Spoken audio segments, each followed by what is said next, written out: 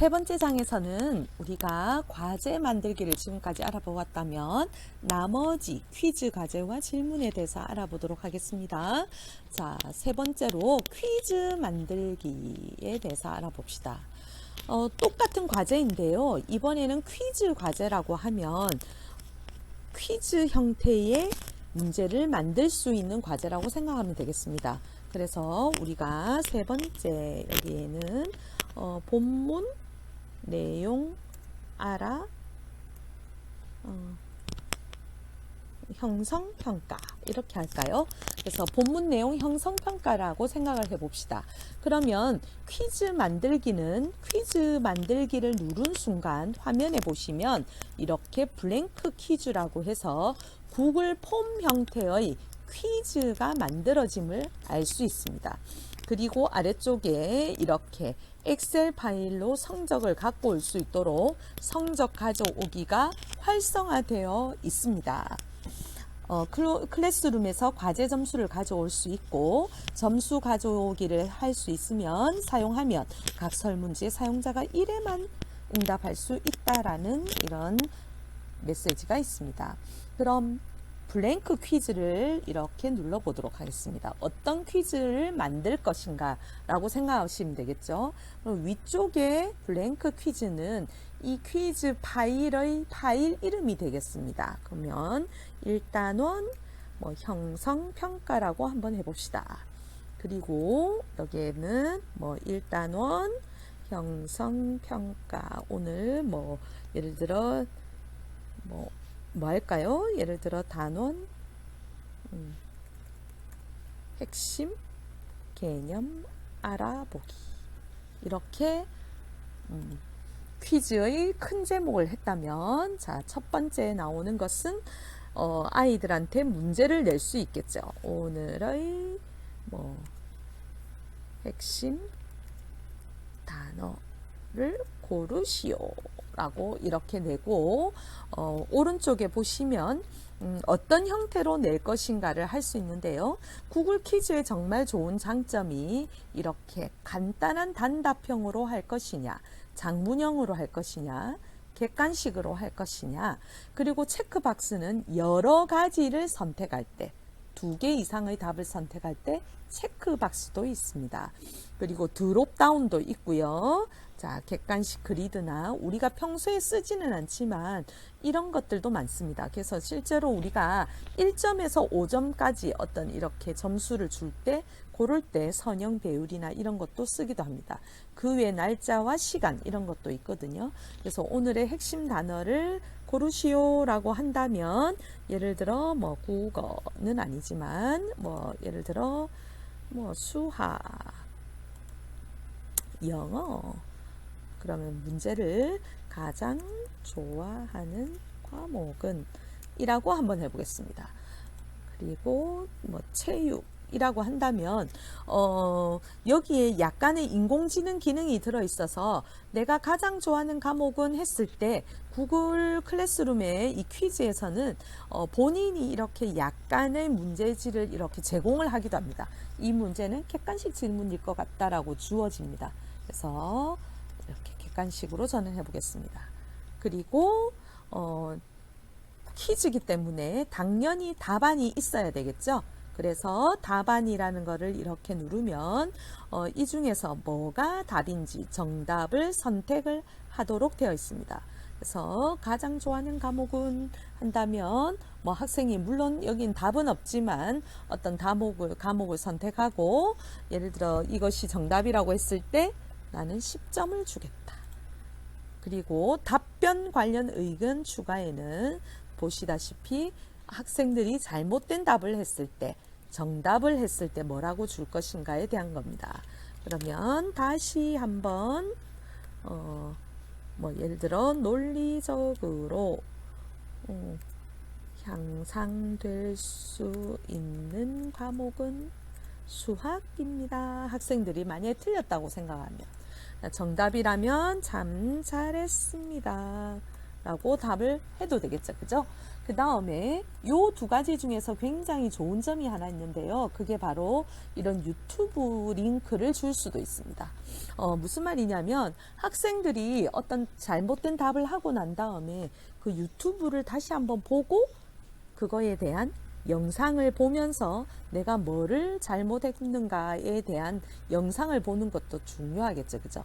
그래서 이런 식으로 잘못된 답변을 적었을 때 요 강의를 한 번 더 볼 수 있도록 한다든지 또는 어떤 링크를 준다든지 이런 것도 굉장히 좋은 예가 되겠습니다.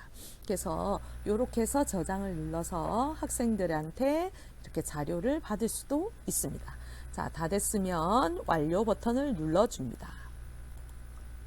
자, 그래서 이렇게 해서 제가 질문을 주고 객관식 질문을 주고 보시면 여기에 이 부분이 정답이라고 되어 있고요. 그 다음에 답안에도 아까 점수를 이미 어떻게 주었는지 이런 게 되어 있습니다. 그리고 오른쪽 끝에 보시면 이 문제를 필수로 풀 것인가 말 것인가에 대한 이렇게 설정 버튼도 있고요. 자, 그리고 이거에 대한 옵션 기능도 있습니다. 내가 무작위로 이렇게 문제를 섞어서 줄 것인지 섹션 이동을 줄 것인지 이런 디테일한 기능도 있습니다. 자, 하나만 더 하겠습니다. 자, 한 문제를 더 내고 싶다 하면 오른쪽에 질문 추가 버튼을 누르면 되겠죠. 그죠? 그래서 질문 추가 버튼을 눌러서 두 번째 오늘 배운 내용 요약하기 라고 문제를 한번 해보도록 하겠습니다. 자, 보시다시피 제가 요약하기 했더니 얘가 장문형으로 바뀐 것을 알 수 있습니다. 요약하기니까 아마도 장문형 테스트로 나오는 것 같습니다. 그럼 오늘 질문 요약하기라고 했을 때 자, 답안을 누르면 답안에 관한 의견 추가라고 되어 있죠. 그죠? 자, 그래서 의견 추가에 보시면 학생들한테 이렇게 요약 내용을 정리하세요 라고 이런 내용을 적을 수도 있고요.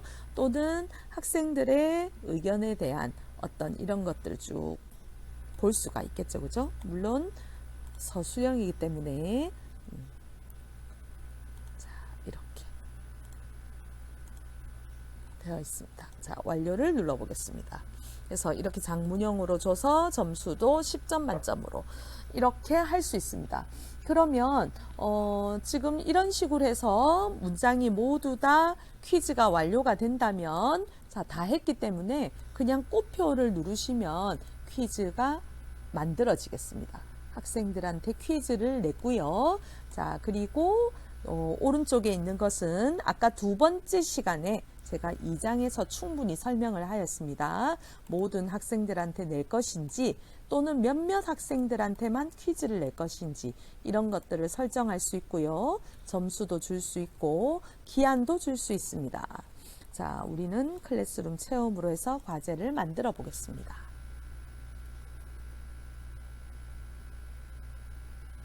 자, 그러면 메인 화면에 형성평가가 만들어진 것을 볼 수 있습니다. 한번 들어가 볼까요? 본문 내용 형성평가를 누르면 이렇게 43명의 학생들한테 구글 폼 형태의 퀴즈가 만들어짐을 볼 수 있습니다.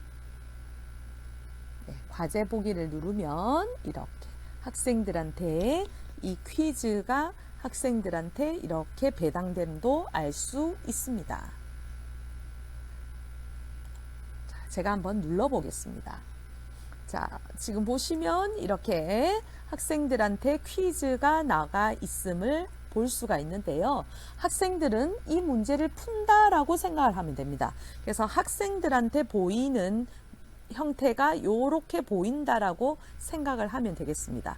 그래서 학생들은 분명히 여기서 좋아하는 과목을 선택을 하고 오늘 내용을 요약하고 그리고 다 되고 나면 학생들은 제출 버튼을 눌렀겠죠. 그죠? 자, 그런데 교사 입장에서는 이렇게 보기만 하고 교사는 마지막에 뭐만 보면 되냐면요. 자, 한 번 더 볼게요. 자, 여기서 나가면 이 퀴즈를 이렇게 누릅니다. 눌러서 학생들한테는 이렇게 보인다고 했죠. 그죠? 교사는 학생들의 응답을 볼 수 있는 메뉴는 마지막에 끝에 있는 요 쓰기 버튼입니다.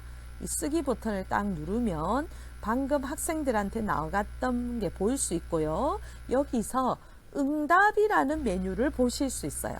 자, 응답을 탁 누르시면 이렇게 학생들한테 나온 결과가 나오게 됩니다. 지금 현재는 응답이 0개라서 보이지 않지만 학생들이 응답을 하게 되면 응답 개수와 요 아래쪽에 보면 이렇게 그래프 형태로 모든 것들이 보이게 됩니다. 그리고 그것들을 엑셀로 스프레드시트로 받을 수도 있도록 되어 있습니다.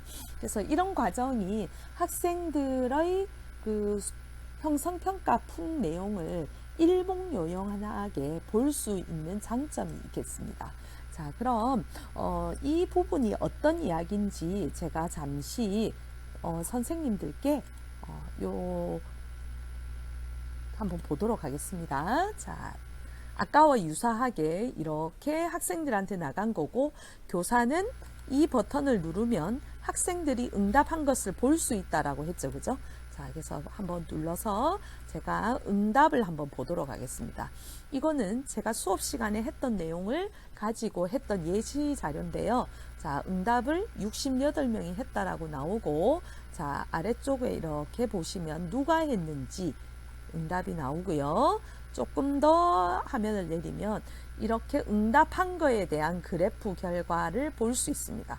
그래서 볼 수 있고 이 내용을 보면서 선생님은 학생들의 그 정답률을 살펴볼 수 있겠죠. 그리고 구글 스프레드 시트로 이것을 내려받을 수도 있습니다. 그래서 우리가 구글에서 이런 부분들이 굉장히 잘 되어 있어서 선생님들이 수업 시간에 형성평가로 활용하기가 매우 좋습니다. 자, 이번에는 네 번째로요. 자, 만들기에서 우리가 과제, 퀴즈까지 봤고요. 자, 이번에는 질문을 한번 해보겠습니다. 자, 이 질문이라는 것은 뭐냐면요. 그야말로 수업 시간에 정답을 찾는 것이 아니라 실시간 학생들의 결과 보기라고 생각하시면 됩니다. 그래서 여기에서는 보시면 아시겠지만 간단한 단답형과 간단한 객관식을 학생들한테 즉각적으로 받고 싶을 때 매우 유용한 메뉴라고 하면 되겠습니다. 예를 들면 오늘 여러분들이 질문을 낼 수 있겠죠. 그죠? 예를 들어 오늘 저녁, 오늘 먹은 점심 핵심 단어 또는 오늘의 한국의 수도는, 그러면 이때 객관식은 어떤 의미이냐면 예를 들어 이런 겁니다. 답을 정확하게 정해놓고 보는 것이 아니라 학생들이 어느 정도 반응을 하고 있는가, 그것을 본다라고 생각하시면 돼요. 그래서 여기에서는 정답을 체크하는 버튼이 없어요. 그야말로 객관식을 했을 때는 이렇게 객관식을 낼 수 있도록 돼 있고요. 단답형을 하면 간단한 단답형을 학생들이 적을 수 있도록 되어 있습니다. 그렇게 하고 이렇게 마지막으로 질문하기를 눌러줘 보겠습니다. 자, 화면에 보시면 실시간 결과 보기가 생긴 것을 보실 수 있습니다. 자, 여기를 눌러보면요. 방금 이렇게 학생들 43명에게 한국의 수도는 하고 했던 보기들이 이렇게 보임을 알 수 있고요. 현재는 응답률이 제로로 되어 있는 것을 볼 수 있습니다. 그리고 학생들이 응답을 할 때마다 이 부분에 이렇게 막대기가 이렇게 올라가면서 학생들의 반응률을 체크할 수 있습니다. 그래서 이 부분은 실시간으로 학생들한테 반응을 즉각적으로 볼 때 사용하는 메뉴가 바로 질문 메뉴가 되겠습니다. 자, 그럼 우리가 과제, 퀴즈 과제, 질문까지 봤고요. 이때 자료라는 메뉴는 그야말로 교사의 게시물 자료라고 생각하시면 돼요. 수업 시간에 학생들한테 뭔가 이 참고 자료로 올리고 싶은 것들을 이렇게 선생님들이 올릴 수가 있는데요. 그거는 드라이브에서 올려도 되고 링크를 올려도 되고 파일이나 유튜브를 올려도 되겠죠. 또는 즉석에서 만들 수도 있습니다. 그래서 이런 것들이 우리가 자료 메뉴가 되겠습니다. 그리고 방금처럼 제가 저장을 안 하고 나왔을 경우에 이렇게 회색 빛깔로 이렇게 아이콘 색깔이 다른 것을 볼 수 있어요. 그래서 아이콘 색깔이 다른 것은 주로 초안이라고 해서 저장을 안 했거나 중간에 뭔가 빠져나왔던 이런 것들이 이렇게 회색으로 되어 있습니다. 그럼 이렇게 회색으로 되어 있는 것도 점 3개를 눌러 수정을 눌러서 내가 좀 더 디테일하게 만든 다음에 게시물을 이렇게 눌러주시면 색깔이 이렇게 바뀌는 걸 알 수 있죠. 그죠? 그리고 이것들을 이 사이에 이렇게 넣어서 참고 자료를 이렇게 옮길 수도 있습니다. 그래서 저는 5번이라고 하고 다시 저장을 하도록 하겠습니다. 그러면 자, 과제 3가지, 질문, 참고 자료까지 우리가 알아보았습니다. 자, 그러면 구글 클래스룸의 대부분의 메뉴를 저희가 다 살펴봤는데요. 자, 마지막으로는 게시물 재사용이라는 메뉴를 알려드리도록 하겠습니다. 게시물 재사용은 어떤 메뉴라고 생각을 하시면 되냐면 우리가 수업을 들어갈 때 한 반만 들어가지 않죠. 그죠? 3학년 1반, 2반, 3반, 4반 이렇게 들어갔는데 우리가 3학년 1반에서 사용한 게시물을 2반과 3반과 4반에도 똑같이 활용하면 우리가 수업을 설계할 때 대부분 그렇게 하잖아요. 그죠? 그럼 그때 여러 번 할 때마다 다시 사용하는 것이 아니라 이 게시물 재사용이라는 버튼을 이용하게 된다면 보다 편리하게 메뉴를 사용할 수 있겠죠. 자, 한번 눌러보겠습니다. 자, 게시물 재사용을 누르면 이런 식으로 제가 지금 현재 구글 클래스룸 방에 있지만 이렇게 앞쪽에 이렇게 화살표 메뉴가 보입니다. 그래서 이 화살표 메뉴를 이용해서 저가 이렇게 만든 방들이 보입니다. 그럼 예를 들면 여기 2학년 4반에 만들었던 요 게시물을 내가 이 방에 그대로 사용할 수도 있겠죠. 이 메뉴가 바로 게시물 재사용입니다. 그래서 여기 보시면 다른 방에서 만들었던 이런 것들을 내가 조금 더 사용하고 싶다 할 때 이 방에서 사용한 것들을 찾아서 선생님들이 이렇게 가지고 올 수 있습니다. 그런데 이때 조심하실 거는 아래쪽에 이거를 선택하시고 자, 내가 가지고 오고 싶은 메뉴를 이렇게 게시물을 선택을 하시고 누르시고 그냥 재사용을 누른다기보다는 여기에 보면 새 사본을 만드는 것이 좋습니다. 왜냐하면 새로 만들어야 그 학생들한테 그 학생 것을 복사해서 들고 오기 때문에 새 사본 만들기를 체크하실 것을 추천드립니다. 그래서 선택을 하고 재사용을 딱 누르면 이 게시물이 자, 이렇게 등록됨을 알 수 있습니다. 그러면 자, 마지막으로 6번째 제가 한 것이 뭐다? 요 한 학기 한 권 읽기 모든 퀴즈 만들기를 게시물을 재사용해서 제가 한 것을 보여드렸습니다. 그래서 과제를 이렇게 만들면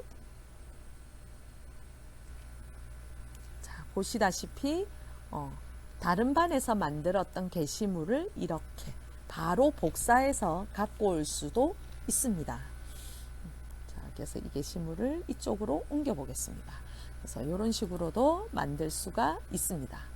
그래서 이렇게 이용을 하면 우리가 구글 클래스룸의 대부분의 메뉴 사용을 알아보았고요. 자, 주제는 아까 우리가 했던 주제입니다. 그래서 이런 식으로 해서 우리가 구글 클래스룸을 설계를 할 수 있고요. 선생님들께서 얼마든지 이런 것들을 활용할 수 있습니다. 근데 과제를 만들 때 제가 첫 시간에도 알려드렸지만 수업 드라이브 폴더를 좀 더 활용을 해서 선생님이 여기에 각종 여러 가지 자료들을 이 드라이브 폴더에 올려놓고 과제를 만드시면서 구글 드라이브 폴더를 활용하는 것도 굉장히 좋은 한 방법입니다. 제가 아까 여기서는 바로 만들기를 눌렀지만 추가해서 구글 드라이브를 조금 더 활용을 한다면 이 드라이브에는 많은 파일들을 저장할 수도 있고 나의 클라우드 공간이기 때문에 선생님들이 여기서 얼마든지 폴더를 이용한다든지 이런 것들을 이용해서 여러 가지 자료를 사용할 수 있기 때문에 구글 드라이브 폴더 사용을 굉장히 권해드리겠습니다. 자, 이까지가 구글 클래스룸 사용법에 관한 설명이었고요. 자, 이제 구글 클래스룸의 가장 앞쪽에 와서 우리가 만약에 G 스윗이 없다 라고 하면 이 구글 클래스룸을 사용할 수 없는가? 그렇지 않습니다. 선생님들이 쓰고 있는 개인 지메일을 통해서도요, 구글 클래스룸을 얼마든지 사용하실 수 있습니다. 자, 예를 들면, 자, 지금 보면 이 계정은 지금 보시면 이렇게 화면에 보시면 제 개인 계정입니다. 여기 보시면 개인 계정으로도 얼마든지 구글 클래스룸을 선생님들이 사용하실 수 있습니다. 자, 그래서 구글 클래스룸에 이렇게 들어가셔서 초기 화면에 구글 클래스룸이라고 치시면 처음에 G 스윗으로 했던 거와 마찬가지로 똑같은 구글 클래스룸 홈페이지가 뜹니다. 그래서 내가 여기다가 교사로서 수업을 만들면 되겠죠. 그래서 구글 클래스룸의 가장 좋은 장점은 G 스윗을 쓰고 있든 개인 지메일을 쓰고 있든 간에 어떤 학생을 관리할 수 있는 LMS 형태를 만들 수 있는 것이 큰 장점이 되겠습니다. 그래서 똑같은 방법으로 사용을 하시면 되겠습니다. 감사합니다.